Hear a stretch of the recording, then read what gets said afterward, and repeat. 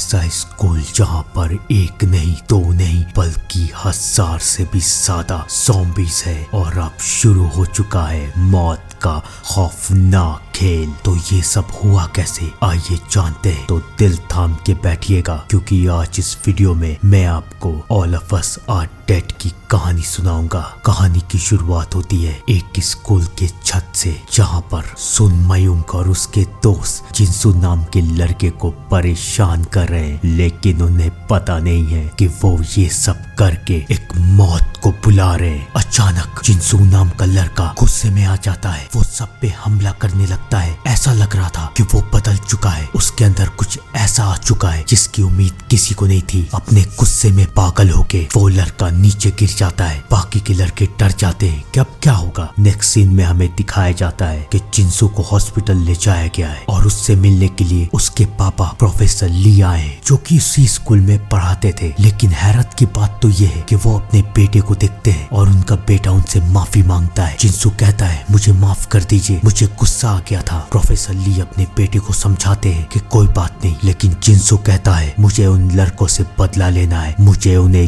जान से मारना है। प्रोफेसर ली अपने बेटे को शांत करने की कोशिश कर रहे हैं, लेकिन जिनसू कहता है कि पापा आप भी सामने से हट जाइए, क्या आपको भी मरना है। और अचानक जिनसू बदल जाता है, वो एक खूंखार जानवर बन जाता है जो कि कभी भी कुछ भी कर सकता है। प्रोफेसर ली समझ जाते हैं कि अब उनका बेटा उनके काबू में नहीं है। वो एक बाइबल उठाते हैं और बाइबल से अपने बेटे को बेहोश कर देते हैं और उसके बाद अपने बेटे को एक बैग में भर के ले जा रहे हैं। अचानक बैग खुलता है, बैग से जिनसू का हाथ बाहर निकलता है। प्रोफेसर ली डर जाते हैं, वो देखते हैं कि उनका बेटा अभी भी जिंदा है और वो बैग से बाहर आने की कोशिश कर रहा है और यहीं से शुरुआत होगी एक मौत के खेल की। अगले दिन सुबह स्कूल में किसी को नहीं पता कि क्या हुआ था और क्या होगा। कहानी हमें उन्हीं बदमाश लड़कों की ग्रुप की एक लड़की किम के पास लेके जाती है। किम जो कि अपने क्लासरूम में सो रही है, अचानक उसकी आंख खुलती है और उससे बगल के साइंस लैब से कुछ आवाजें आ रही है। वो साइंस लैब जाती है, उसे डर लग रहा है कि अंदर कुछ है तो नहीं। वो देखती है एक बॉक्स हिल रहा है, वो उस बॉक्स को उठाती है और वो देखती है कि उसके अंदर एक छोटा सा चूहा है। उसे चूहा बहुत पसंद आता है। वो चूहे की तरफ अपनी उंगली बढ़ाती है, लेकिन उसे पता नहीं था कि वो चूहा नहीं, उसकी मौत है। वो चूहा उसकी उंगली में काट देता है। किम अपनी उंगली बाहर निकालती है और तभी वो चूहा उस शीशे के कंटेनर को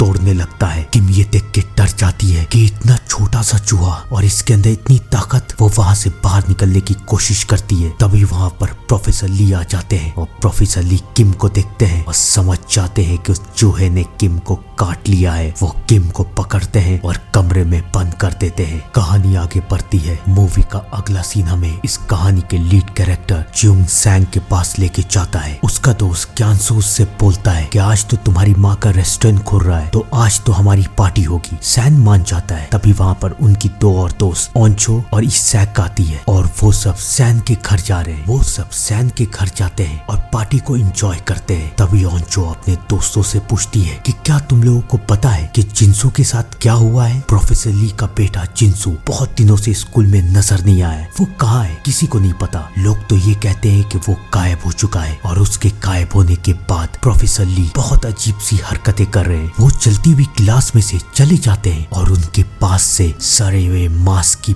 बदबू आती है। ओंचो को रोकते हुए सैन ये कहता है कि ये सारी बातें गलत हैं। मुझे पता है ये सारी गलतफहमी हमारी क्लासमेट नयोन ने फैलाई है। ओंचो सैन को समझाने की कोशिश करती है कि ये सब सच है, लेकिन सैन और बाकी सब नहीं मानते। सैन और उनके दोस्तों को ये पता नहीं था कि कुछ देर के बाद उन्हें इन सारी बातों की आदत हो जाएगी। कहानी आगे बढ़ती है और हमें दिखाया जाता है कि सैन ओंचो को बहुत पसंद करता है। वो उससे प्यार करता है, लेकिन वो अपनी दिल की बात ओंचो को कह नहीं पाता। सुबह होती है और कहानी हमें ओंचो के घर में लेके जाती है, जहाँ पर ओंचो और उसके डैड सोजू रहते हैं। सोजू जो कि एक हॉस्पिटल में काम करता है। तभी ओंचो को लेने के लिए सैन वहाँ आता है, क्योंकि वो दोनों एक ही बिल्डिंग में रहते थे। वो दोनों और बाकी सारे बच्चे स्कूल पहुँचते हैं, लेकिन किसी को पता नहीं था कि आज स्कूल में क्या होगा। और वहाँ दूसरी तरफ स्कूल में सुन और उसके बदमाश दोस्त फिर से एक लड़के और लड़की को परेशान कर रहे हैं। लेकिन तभी तभी वहाँ पर सुयैक नाम का लड़का आ जाता है जो कि बहुत बहादुर है। वो उन दोनों को बचाने की कोशिश करता है। सुन सुयैक को ये कहता है कि तुम तो पहले हमारे साथ रहते थे, तुम हमारे जैसे थे, अब तुम हीरो बनने की कोशिश क्यों कर रहे हो? लेकिन सुयैक उन लोगों की बात नहीं सुनता। वो उस लड़के और लड़की को कहता है चलो मेरे साथ। वो दोनों जाने लगते हैं तो सुन उन्हें धमकी देता है कि अगर तुम दोनों यहाँ से गए तो उसके बाद तुम लोगों का अंजाम ऐसा होगा जो तुमने कभी सोचा नहीं होगा। वो दोनों बेचारे डर जाते हैं और वहाँ रुक जाते हैं। सुयैक को वहाँ से जाना पड़ता है। क्लास जाते वक्त सुयैक की मुलाकात ओंजो से होती है। ओंजो जो कि सुयैक को बहुत पसंद करती है। ओंजो सुयैक से कहती है कि क्या तुम मुझे लंच के बाद ऊपर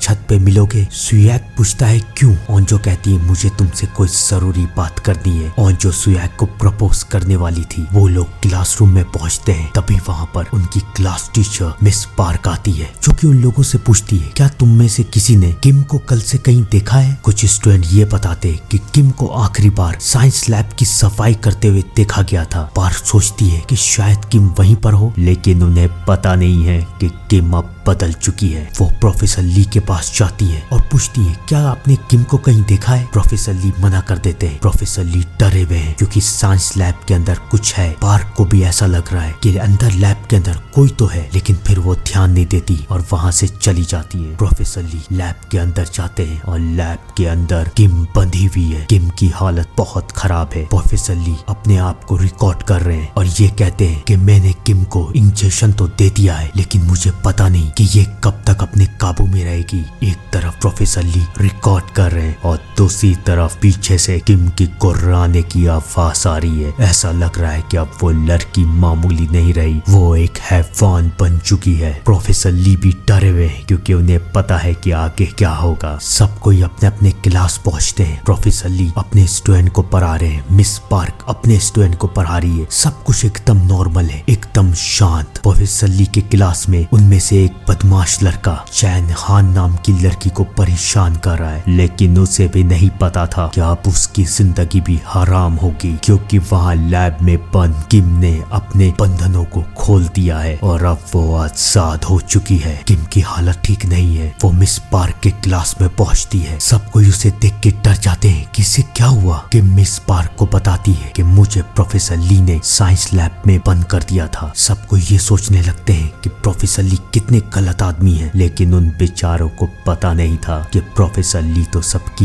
जान बचा रहे थे। किम को मिस पार्क, ओंजो, सुयैक स्कूल के नर्स के पास लेके जाते हैं। नर्स ये देख के परेशान हो जाती है कि किम का बीपी तो एकदम लो हो चुका है, यानी कि इसे बहुत ठंड लग रही होगी। लेकिन किम ये कहती है कि मुझे बहुत गर्मी लग रही है और अब मैं किसी को जिंदा नहीं छोड़ूंगी। किसी को समझ में नहीं आ रहा है कि आखिर इसे हुआ क्या है। किम सबको काटने की कोशिश कर रही है। ओंजो, सुयैक, मिस पार्क, स्कूल नर्स सब परेशान है। नर्स शहर की एम्बुलेंस को कॉल कर देती है क्योंकि अब किम की हालत बहुत खराब है। वहाँ दूसरी तरफ क्लासरूम में सब कोई बहुत परेशान है। सब कोई आपस में बात कर रहे हैं कि किम को आखिरकार हुआ क्या है। लेकिन फिर वो ये देखते हैं कि उनकी क्लास की प्रेसिडेंट कामरा, जो कि किसी से बात नहीं करती, वो अभी भी पढ़ाई कर रही है। सब कोई कहते हैं कैसी लड़की है, यहाँ पर इतनी बड़ी मुसीबत आई है और ये पढ़ाई कर रही है। लेकिन उन्हें पता नहीं था कि कामरा क्या सोच रही है। स्कूल में एम्बुलेंस आ जाती है और एम्बुलेंस में ओंजो के पापा सोजू हैं। वो लोग किम को लेके वहाँ से चले जाते हैं, लेकिन उन बेचारों को भी पता नहीं था कि आगे उनका अंजाम क्या होगा। मिस पार्क ओंजो और सुयैक को क्लास लौटने के लिए कहती है। वो लोग क्लास लौटते हैं। तभी बीच रास्ते में सुयैक ओंजो से कहता है कि तुम मुझे छत पे बुला रही थी ना, बताओ क्या बात है। तब ओंजो सुयैक को बताती है कि मैं तुम्हें बहुत पसंद करती हूँ। वो अपना पैच निकाल के सुयैक के हाथ में देती है और इसका मतलब ये था कि वो उससे प्यार करती है। सुयैक कहता है कि स्कूल में तो ये खबर है कि तुम सैन से प्यार करती हो, लेकिन ओंजो मना करती है। वो कहती है कि हम लोग बचपन से एक ही बिल्डिंग में रहते हैं, लेकिन मैं सैन से प्यार नहीं करती। तभी वहाँ पर सैन आ जाता है जिसे ओंजो की बहुत फिक्र हो रही थी। सैन को देख के ओंजो वहाँ से चली जाती है, लेकिन सुयैक सैन से पूछता है कि क्या तुम दोनों एक दूसरे को डेट कर रहे हो। सैन भी मना करता है, लेकिन सुयैक को अब भी कुछ समझ में नहीं आ रहा कि वो क्या करे। जहाँ एक तरफ स्कूल में प्यारी सी कहानी चल रही थी, लेकिन वहाँ दूसरी तरफ स्कूल नर्स की हालत अब खराब हो रही है। वो अपने हाथ की तरफ देखती है तो देखती है कि उसके हाथ में किम ने काट दिया है। उसे समझ में नहीं आता कि उसे अब क्या हो रहा है। अचानक वो बदलने लगती है। वो